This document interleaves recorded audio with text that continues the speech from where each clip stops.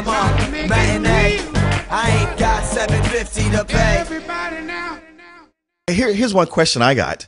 With a movie titled The Prince of Persia, could we get one Persian in the movie? Yeah. They had plenty of Persians in this movie. They were the guys in the background who catches an arrow in the ass. They cast Jake Gyllenhaal as the prince. I mean, that dude just wakes up and doesn't shave, and all of a sudden he's Persian. Yeah, I could do that. They just should have cast Prince himself, the real Prince. Well, having Prince in it would make sense because he's actually tan. So Yeah, well, that'd even work better. And he's got that tongue he can swing with. That's right.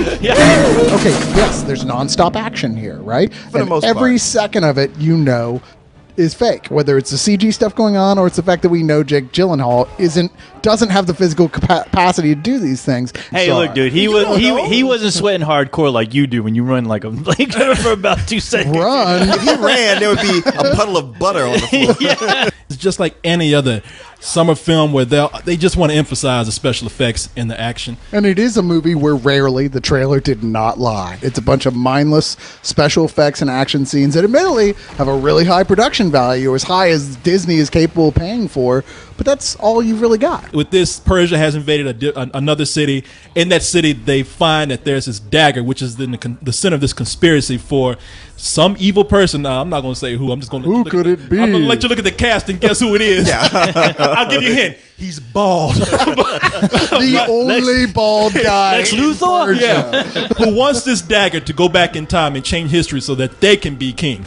It can either really be good as that it's that simple and that we get a lot of great characterization. Guess what? Ain't no character in this movie. Ain't no heart. You don't give a about any of these people. Well, there is one character we haven't talked about, and that's the metaphor they beat us over the head with for invading Iraq, looking for weapons that weren't there. And if you notice in the background, you will actually see Bush wearing a beard. Yeah, right. I was gonna say, yeah, you can see Bush in the background, all painted, all spray tan. There's no point to emotionally connect to this at all. I mean, the only way I could connect to it was recognizing elements from other Disney films. Right. Which is like, the bad guy who was like a parrot away from Jafar, pretty much. I know. That Big Kingsley, I mean, he's sitting around plotting his shit. You expect him to say, "Yes, get to me that dagger." Give me that! Shut up! It's evil. Get the dagger. But Jake Gyllenhaal also, I got to give it to him. He kept up his British accent through the whole film. He did do that. They're selling weapons to our enemies, Tester. An arrow such as this through my horse in Kosh Khan. Blood will run in Alamet streets for this. Or our soldiers will fall from its walls. Our orders were to subdue Kosh Khan, not to attack Alamet. Wise words, little brother.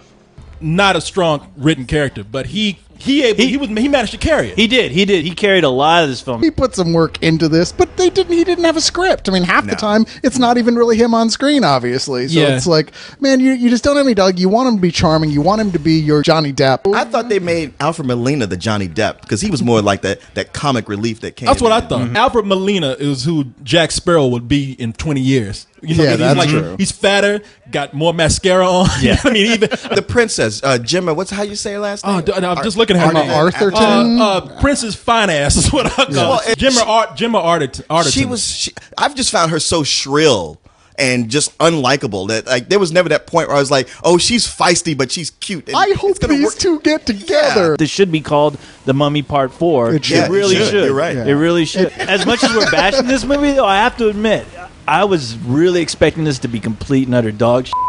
But I caught myself kind of chuckling a lot of the way through, and actually some of the action scenes I thought were kind of fun to watch. Jake Gyllenhaal jumped around like the character in the game. They incorporated that aspect of the video game into the movie, I thought, pretty well. After a while, he was jumping and just doing poses in the air. They had that one scene where he jumped and it was so slow. He looked at the camera like, "Watch this." Did he kick the shit out that guy? I thought it was a fun movie. I'm going to give it a matinee. If you had to take your kids, go do something, take them to go see this movie. I think they'll have a good time. Look it. So any of you fucking kids out there listening to this review. To me, it's more of a high rental. Jake Gyllenhaal, you know what? He did carry his own, and I was never bored in the movie. But to me, it's so very mediocre. It's like I'm glad we're doing the review right after we saw it because I'm going to forget this movie next week. There's no point that I felt more than lukewarm about this. So it's a rental, a regular rental.